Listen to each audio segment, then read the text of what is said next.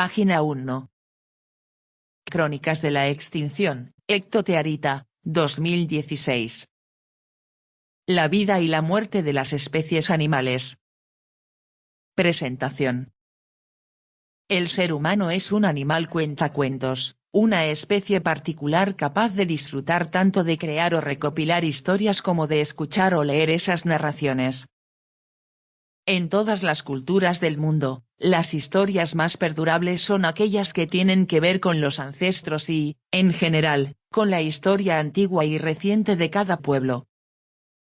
Estas crónicas del pasado contribuyen a entender los orígenes y fomentan la unidad y la identidad de los grupos humanos, son componentes centrales en el establecimiento de su cultura y de su idiosincrasia. Las crónicas de la extinción que constituyen este libro son también narraciones sobre la historia antigua y reciente de nuestro linaje. Sus protagonistas son también seres ancestrales que, sin embargo, no son humanos, sino algunas de las casi 100.000 millones de especies animales que han existido sobre la Tierra.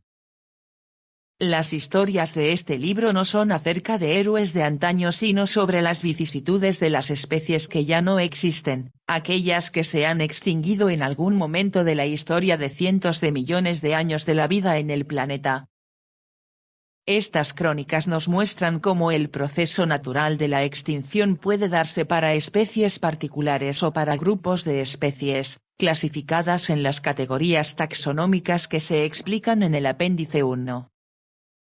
Abre esta serie la historia de las tortugas gigantes de las Islas Galápagos, y en particular la del último individuo de una de esas especies, la tortuga de la Isla Pinta.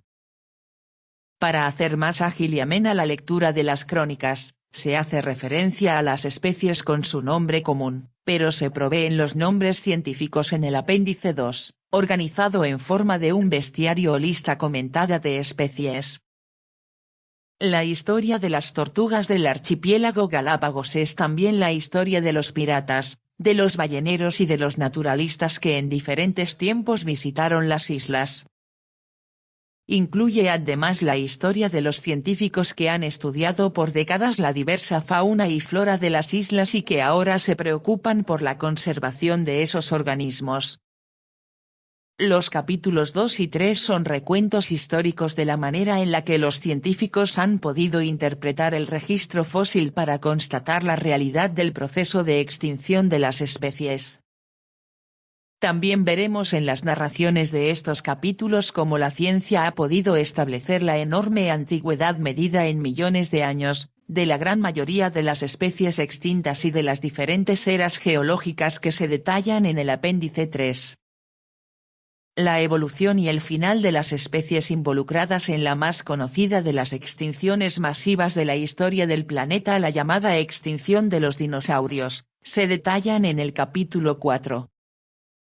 Los capítulos 5 y 6, por su parte, presentan el recuento de las extinciones de los últimos 2,5 millones de años, que incluyen las de la llamada megafauna de la era de hielo y las de nuestros parientes más cercanos, las especies que comparten con Homo sapiens el linaje evolutivo de los homínidos. En el capítulo 7 veremos las historias de extinción de algunas especies representativas de los numerosos animales que han desaparecido en los últimos 6.000 años, es decir, en el periodo que los humanos llamamos historia.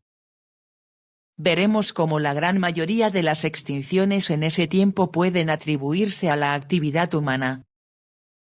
El alto número de extinciones causadas por el ser humano en un periodo tan corto ha llevado a algunos especialistas a asegurar que nuestros tiempos se corresponden con una auténtica extinción masiva, la sexta en la historia del planeta. Los capítulos 8 y 9 tratan sobre la manera en la que la ciencia enfrenta el problema de las extinciones modernas. Veremos en las crónicas de esos capítulos que se han desarrollado métodos y estrategias que, al menos en principio, se hicieron para evitar extinciones futuras e incluso revertir en algunos casos un proceso aparentemente definitivo. Se mencionan también algunas iniciativas para, por el contrario, provocar la extinción intencional de algunas especies consideradas como nocivas para los seres humanos. El ser humano es una criatura única en muchos sentidos. Sin embargo, como veremos a lo largo de las crónicas de la extinción, es también una especie sujeta a las mismas reglas evolutivas que el resto de los miles de millones de especies que han existido. Es, al igual que ese ingente conjunto de organismos, uno de los millones y millones de posibles resultados del proceso de evolución biológica. Una consecuencia directa de esta realidad es que el destino final de Homo sapiens, como el de cualquier otra especie, es la extinción. Si esta extinción se da en un futuro cercano o dentro de millones de años depende en gran medida de nosotros mismos.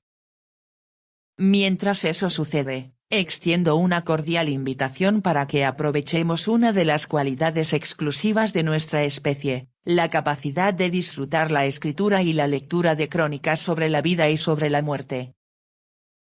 Página 15.